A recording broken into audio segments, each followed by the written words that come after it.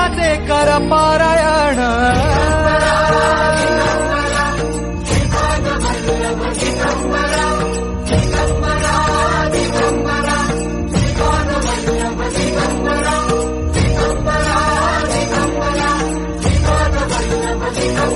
शांत हो श्री गुरुदत्ता